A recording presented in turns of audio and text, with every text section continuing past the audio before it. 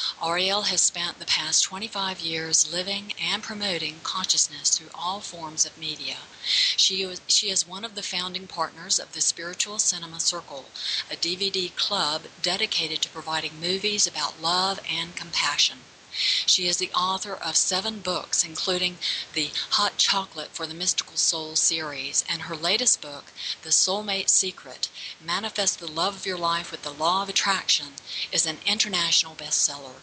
Arielle lives in La Jolla, California with her husband soulmate, Brian Hilliard, and their feline friends. Have you ever wondered what it takes to find the love of your life? Is it your dream to find a life partner who will love, cherish, and adore you? Arielle Ford's best-selling book, The Soulmate Secret, will show you how to take control of your romantic destiny by using the law of attraction. This ancient formula reveals that our universe is set up to deliver the people and things that are consistent with our personal belief system. If you don't believe you will ever find the one, then guess what? You probably won't. If, however, you learn to believe that the one is not only out there but is also looking for you, then true love can be yours. Finding true love is possible for anyone at any age if you're willing to prepare yourself on all levels to become a magnet for love. My guest, Arielle Ford, knows this from personal experience. She used the exact techniques she reveals in her book to bring her soulmate into her life at age 44. They were engaged 6 weeks later and have now been happily married for 12 years. To learn more about how to manifest the love of your life with the law of attraction, please visit Arielle's websites, soulmatekit.com and soulmatesecret.com. Welcome to the show, my very special guest, Arielle Ford. Hi, Arielle. Thank you so much for joining us. I can't hear you very well. Can you ask him to turn you up a little? Hi, can you hear me better? Can you hear me better now? Yes, that's a little better. Okay, so what is a soulmate, Arielle? What is your personal description of a soulmate? I think a soulmate is somebody that you can completely be yourself with, somebody that you love unconditionally, who loves you unconditionally, and when you look into their eyes, you have the experience of being home.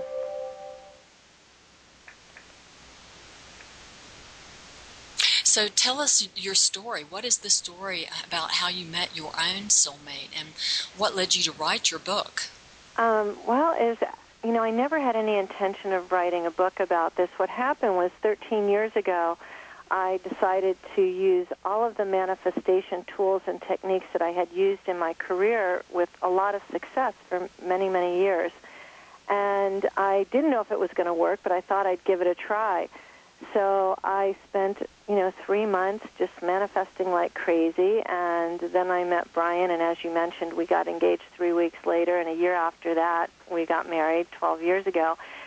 And a few years ago, my sister, Debbie Ford, who's an author, asked me to speak to a couple hundred of her students and share with them how I had manifested my soulmate. And when I got done talking to them, they all kept asking me for the book. And one thing led to another, and that's how the Soulmate Secret came to be. But it's really a fun process. It's not very difficult, but it does require a little bit of time, intention, and attention to getting focused on what it is you want to create in your life. And I'm happy to share the whole process with you over the course of this interview. Oh, great. Do you believe everyone has a soulmate, Arielle? And is there only one, or can we have more than one? Well, I believe that we actually have many soulmates, and that a lot of them are already in your life, but chances are you're not recognizing them as that. Because if you go back to the definition of a soulmate, which is somebody you can completely be yourself with, somebody that you love unconditionally, who loves you unconditionally, that actually could describe a lot of people in your life already. It could be your best friend. I mean, if you look at Oprah and Gayle King, they are certainly soulmate best friends. It could be your business partner, your kids, or your parents, or your siblings, or all of the above, your neighbors. So chances are everybody listening already has many soulmates in their life. Now, the Soulmate Secret focuses primarily on romantic partnership. But I think if you can put a little gratitude and appreciation towards the people in your life that you already love, it gets the magnet going. It brings more love to you when you're focused and having gratitude for the love that you already have. Does that make sense? Oh, yes. So you're charging yourself up with that, Exactly. the magnetism of love. Right, because if you're sitting there, feeling sorry for yourself, thinking, nobody loves me, I'm going to be alone for the rest of my life, that's a sure way to make sure you don't get anything that you want, because you're just focusing on what you're lacking. If you focus on what you already have a lot of, it brings more to you. Yes. It's just basic law of attraction 101. What you focus on, you create more of. And so when you're not in a romantic relationship, it's really easy to sort of spin out of control and feel sorry for yourself and think, oh, it's never going to happen again, which is why I ask people to start focusing and putting more time, energy, love, and attention and appreciation on the good relationships you already have. And that builds up your own feeling that you're worthy of attracting love into your life. And That's what I'm it's hearing. a lot more fun, too. If you start thinking about, well, how could I show some appreciation to my best friend or my kids or my mother or my sister, and look at ways to add more love into their life, you're going to feel a whole lot better about yourself and really open your heart to having more love come in. So you're really talking about a process of shifting your attitude even about love. Yes, and the first step to doing that is about forgiveness. You really need to first forgive yourself for anything that you think you've done wrong in the area of relationship, and then make a list of the people in your past that you may need to forgive that you have judged as having harmed you. Because staying in resentment or anger isn't going to get you where you want to go.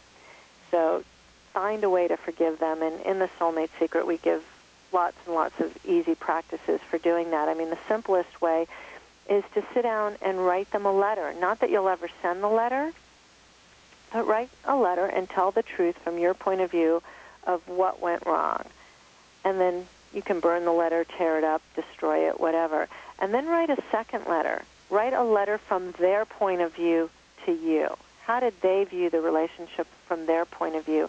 And see if you can have just a little bit of compassion for how you may not have been the easiest person in the world to be with. So you want to forgive yourself and forgive the others as a starting point. The next step is really about creating a soulmate wish list, which when people hear this, they often think that's the easiest part of it. But in many respects, it's the most difficult part, because you want to create a list that has the traits and qualities of the type of person you want to manifest into your life. And it's not a laundry list of height, weight, and income level. You can certainly add that in if you think it's critical to your long-term happiness. Although if you were sitting here with me, I would argue that how tall they are, what they weigh, and what their income is, isn't that critical. What's more important is that they possess the traits and qualities and interests and activities that you enjoy doing. So the first item on everybody's list is pretty much the same. I think the number one item you want to have is that you want your soulmate to be willing, open, and available for a long-term monogamous relationship. Wouldn't you agree that would be like the most important thing? Oh, yes. They definitely need to be willing and available and open. Right, because I get letters every day from people say, oh, I met my soulmate, but he's married. There's not going to be a lot of joy for anybody in that situation. Yes. So the first thing on your list needs to be availability. Yes. And it could be the first step you were talking about. There could be some block going on. You were talking about the forgiveness. So they need maybe to do some uncovering about why they would attract somebody who's not available. Right. They must, And what, of course, you always discover, even though you'll be in denial about it for a long time, is that if you're attracting somebody who's not available, there's a level at which you are not available. So you may think that finding a soulmate is your number one priority in life, but if what you keep attracting is people who are not available to you, and there's some part of you that's still in resistance that could use some healing.